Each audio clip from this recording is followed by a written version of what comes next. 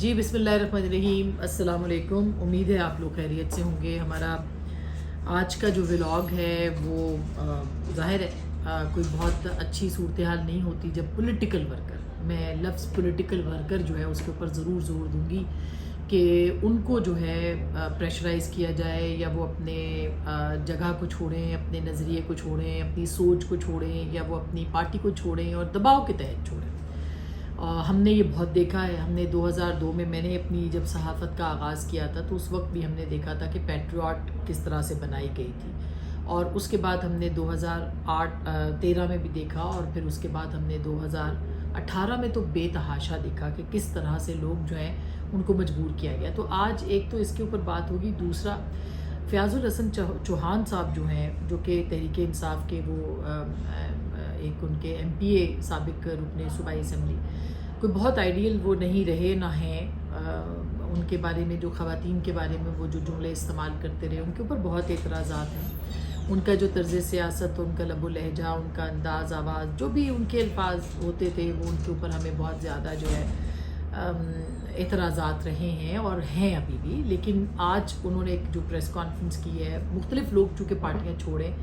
اس میں انہوں نے ایک منصوبے کا جو ہے وہ ایک اس کو چاک آؤٹ کیا ہے، اور اگر سنجیدہ حلقوں میں یہ بات سنی جائے گی تو اس کے بہت سے شواہد جو ہیں وہ بھی مل جائیں گے، اور ہم وہاں تک آئیں گے کہ فیاض الحسن چوہان جو ہیں انہوں نے کس منصوبے کی بات کی تھی، اور اس منصوبے پہ کس طرح سے عمل درآمد روکا گیا ہے، اور کیوں civil war, Sri Lanka, Libya, Iran, ان کی اگزامپلز عمران خان صاحب جو ہیں وہ بار بار دیتے رہے ہیں۔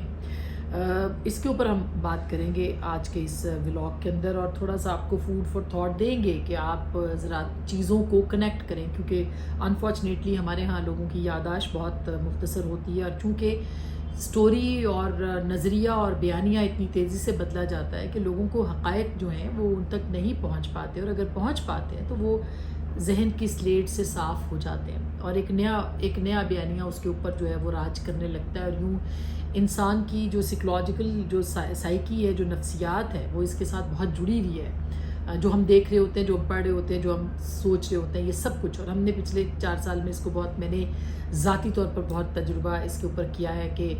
بار بار تنقید ہوتی تھی کہ میں کم از کم اپنے نظریے سے، جو میری سوچ ہے پاکستان کی جمہوریت کے لیے، پاکستان کی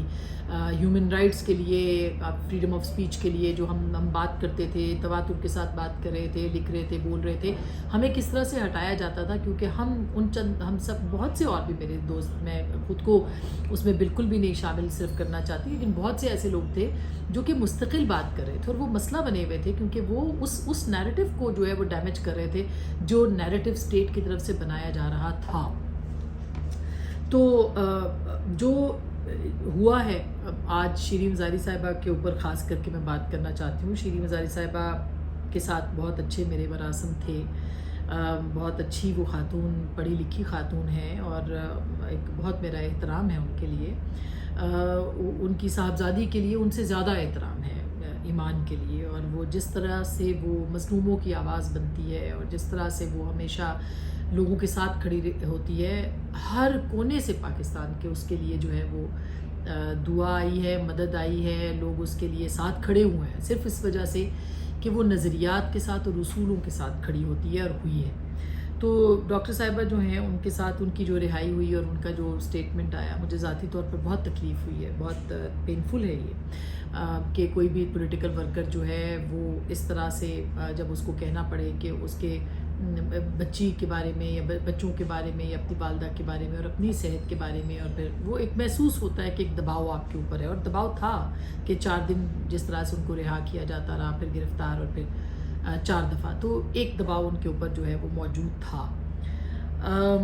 میں اس پہ نہیں جاتی کہ پاکستان تحریک انصاف، میں ڈاکٹر شیریں مزاری کے معاملے کو یہیں چھوڑتی ہوں، مگر میں ویسے جاتی ہوں کہ تحریک انصاف بنی کیسے تھی، کس طرح سے لوگوں کی وفاداریاں خریدی گئیں، اور اس وقت عمران خان صاحب کیا کہتے تھے؟ وہ کہتے تھے کہ آج پی ایم ایل این کی فلانی وکٹ گر گئی، آج پیپلز پارٹی کی فلانی وکٹ گر گئی، اس وقت وہ اس کو وکٹ گرنے سے مشابہت دیتے تھے۔ ہم لوگ بھی، میڈیا بھی اپنے پروگرامز میں پی ٹی آئی کی، پی ایم ایل این کی ایک اور وکٹ گر گئی، پیپلز پارٹی کی ایک اور وکٹ گر گئی، اور یہ وکٹیں کیوں گرتی تھی؟ کسی کے اوپر نیب کے مقدمات، کسی کو ستایا، کسی کو بنایا، کسی کو بگاڑ، مطلب یہ سب چیزیں جو تھیں وہ ہم نے اپنے سامنے جو ہے وہ دیکھی. صرف یہ یہاں نہیں ہو رہا تھا. جو لوگ سوچ کے ساتھ کھڑے تھے یا نظریے کے ساتھ کھڑے تھے، کسی سیاسی جماعت کے ساتھ نہیں، ان کے لیے بھی جو صحافت میں تھے، سول سوسائٹی میں تھے، میں بہت سی ایسی این جی اوز کو جانتی ہوں جن کو پریشرائز کیا گیا کہ وہ عمران خان صاحب کی فیور کے اندر جو ہے وہ بات کریں اور وہ ان کو فیور کریں، ورنہ ان کے ساتھ جو ہے وہ بہت برا سلوک ہوگا. اور یہ ہم نے دیکھا ہے. میں نے اپنی کتاب میں لکھا بھی ہے، اور میری کتاب کے جو پہلے 2 صفحے عرضداشت جو میں نے لکھی ہے اس کے اندر بہت سی چیزیں لکھی ہیں، بہت سی رہ گئی ہیں، لیکن اس پورے دور کے اندر جو میں لکھتی بھی رہی ہوں تو یہ آپ کو ملیں گے، یہ سب چیزیں ایک جھلکیاں آپ کو نظر آئیں گی اس وقت کی دور کی.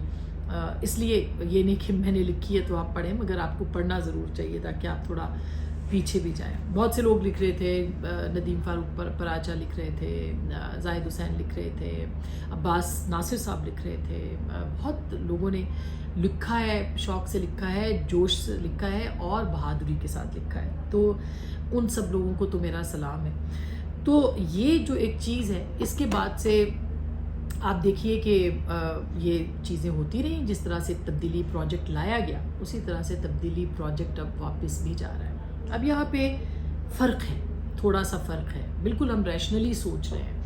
فرق یہ ہے کہ عمران خان صاحب نے 9 مئی کو جو کیا، اس سے پہلے جو کچھ ہو رہا تھا وہ اپنی ایک اس کے ساتھ چل رہا تھا. اور میں کیوں اتنی کنوکشن کے ساتھ یہ بات کر رہی ہوں کہ 9 مئی کو جو کچھ ہوا وہ عمران خان صاحب کے بیانیے کے مطابق ہوا، ان کی کہنے کے بعد ہوا، ان کے انسٹیگیٹ کرنے کے بعد ہوا، کیونکہ اس کے شواہد بھی ہیں، اس کے قرائن بھی ہیں، اور اس کے اوپر جو ہے وہ باقاعدہ کڑیاں بھی مل رہی ہیں، ایویڈنسز بھی ہیں، اور اب تو لوگ بول بھی رہے ہیں. تو ایک پورا جو منصوبہ تھا وہ چاک آؤٹ ہوا ہے. بہت سارے لوگ اس پہ بات کر رہے تھے، بہت سارے لوگوں کو یہ بات جو ہے وہ محسوس ہوئی ہوگی کہ اور ایک دم سے لوگوں کی وفاداریاں خریدی جا رہی ہیں. یہ افسوسناک بات ہے، لیکن یہ بھی حقیقت اپنی جگہ پہ موجود ہے کہ ان سب لوگوں کو نے اس 9 مئی کے معاملے کے اندر اپنا اپنا حصہ چند کو چھوڑ کے، جیسے ڈاکٹر شیریں مزاری کا ہم نے کوئی بیان نہیں دیکھا، ملکہ بخاری کا نہیں دیکھا، علی محمد خان کا ہم نے کوئی بیان نہیں دیکھا اور ان کی گرفتاری ہوئی. لیکن آپ شہریار آفریدی کو دیکھیں، ان کے بیانات موجود ہیں، بہت سارے لوگوں کے ہیں. پھر جو I S I had quarter کے اندر جو ہوا، لاہور کی یاسمین راشد صاحبہ کی جو ان کی آڈیوز ہیں، تو یہ سب چیزیں ہم نے جو ہے وہ دیکھی. آج جو فیاض الحسن چوہان صاحب نے کہا، کیونکہ بات لمبی ہو جائے گی، کہنے کو بہت کچھ ہے، اس میں وہ کہتے ہیں جی 9 مئی کو یہ سب کچھ ہوا، 11 مئی کو عمران خان صاحب رہا ہوئے، یہ ان کی بائٹ ہے. 12 مئی کو انہوں نے کہا کہ آپ نے ڈیفینسو نہیں ہونا اور مذمت کرنے کی کوئی ضرورت نہیں. یعنی 9 مئی کو جو شہداء کی وہ سر کاٹے گئے اور جو ٹینکوں کو آگ لگائی گئی اور ایم عالم کے جہاز کے ماڈل کو جلایا گیا، کور کمانڈر ہاؤس پہ حملہ کیا گیا، یہ جو بھی تھا، اور پاکستان کی جتنی بھی جو ایڈیولوجیکل جسے کہنا چاہیے فوج کی میں کہتی ہوں، اور ظاہر ہے پاکستان کی بھی عوام کے ساتھ بھی لوگ جڑے ہوئے ہیں. کچھ بھی ہے، آپ کچھ بھی کر لیں، اس فوج کے اوپر ہم تنقید کرتے ہیں، مگر لوگوں کے جو ہے وہ ایک جذبات وابستہ ہے، اور اس نے بہت ڈینٹ کیا عمران خان صاحب کو.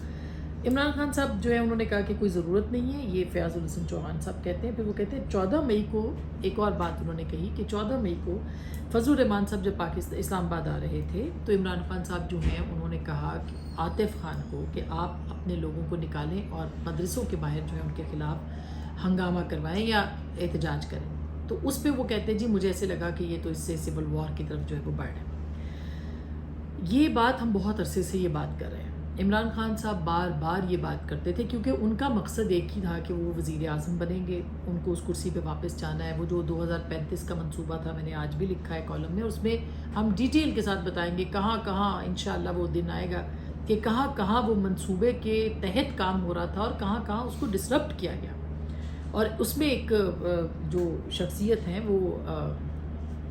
D G I S I کو ہم ضرور ہمیں کہنا پڑے گا، کیونکہ وہ کنٹینیو کر رہے تھے عمران خان صاحب کے ساتھ، اور وہ پالیسی اب تک جو تھی اس کے اندر وہ موجود تھے. اور عمران خان صاحب نے جو ہے وہ بار بار سول وار کی بات کی، اور اس کے بہت سے مواقع بھی ہمیں دیکھنے کو ملے. مثلاً ایک دفعہ یہ بھی ہوا کہ جو باجوہ صاحب کی ملاقاتیں ہوتی تھی ایوان صدر میں، کچھ تو وہ بتاتے ہیں کچھ نہیں بتاتے، اور ان کو تھا کہ شاید پتہ نہیں ہے، لیکن سب چیزیں جو تھیں وہ ایک اس کا حصہ بن رہی تھیں. اور ان کی جو ملاقاتیں نومبر میں بھی ہوتی رہیں، جب جنرل عاصم منیر جو ہے، جو ہمارے ذرائع بتا رہے ہیں، جنرل عاصم، اور اس کا تو عمران خان صاحب نے خود بھی کہا ہے کہ انہوں نے کہا کہ جی میں جو انہوں نے کہا تھا کہ تا حیات آپ کو ہم جو ہے وہ ایکسٹینشن دے دیں گے، تو اس کے اوپر جو تھا اس پہ ایک پورا جو پہلے لانگ مارچ ہوا تھا عمران خان صاحب کا، جب IMF کی ڈیل تھی اور حکومت جا رہی تھی اس کو رکوانا، اور پھر اس کے بعد پھر جو اس وقت جو نومبر میں ہوا، کیونکہ نومبر میں یہ بات میں لکھ بھی چکی ہوں، میں کہہ بھی چکی ہوں کہ نومبر میں ایک پورا منصوبہ تھا کہ اگر عمران خان صاحب کی خواہش کے مطابق چیف نہیں آتے، ایکسٹینشن کا بھی انہوں نے بات کی، اس دوران ایکسٹینشن نہیں ہوتی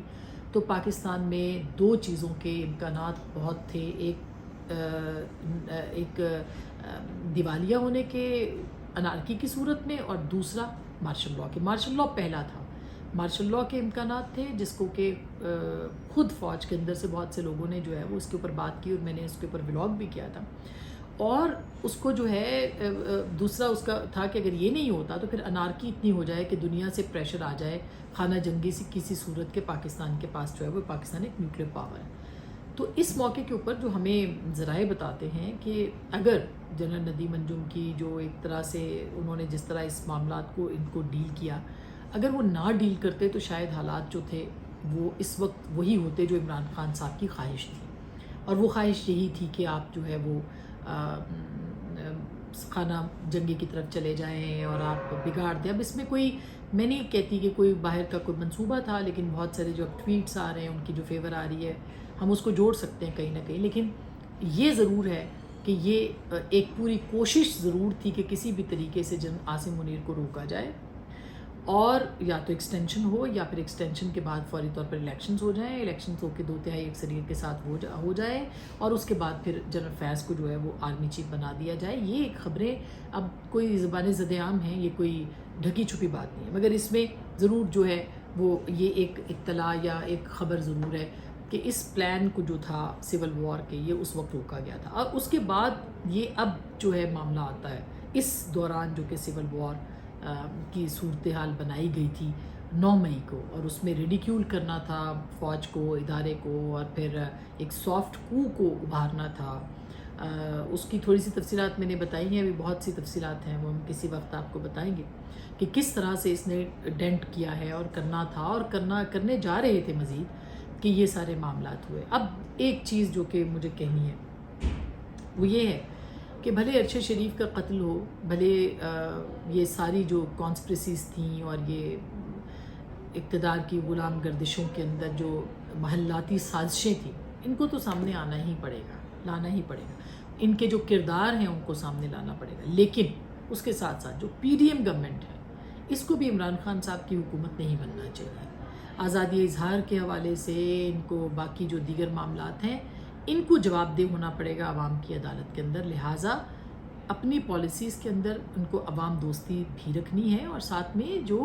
ہمارا آئین کہتا ہے، کانسٹیٹیوشن کہتا ہے، جمہوریت ہے، اس کے مطابق بھی ان کو آگے بڑھنا پڑے گا۔ ایسا نہیں ہونا چاہیے کہ کل عمران خان صاحب کو نہیں پتا تھا کہ صحافی اٹھائے جا رہے ہیں تو آج شہباز شریف صاحب بے خبر ہیں، کل ادھر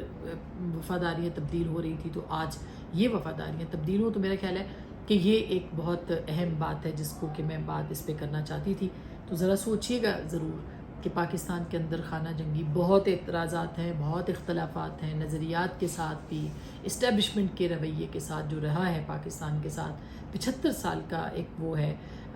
غم ہے، غصہ ہے، اس کے باوجود خانہ جنگی، لوگوں کے کاروبار تباہ کرنا، احتجاج کے اندر جو ہے وہ جلاؤ گھراؤ لے کے آنا، یہ کس کو سوٹ کرتا ہے؟ یہ کیوں ہوا؟ یہ کس کی خواہش تھی؟ یہ کیوں خواہش تھی؟ ان سارے سوالوں پہ آپ نے سوچنا ضرور ہے۔ اپنا بہت خیال رکھیے گا، اللہ نے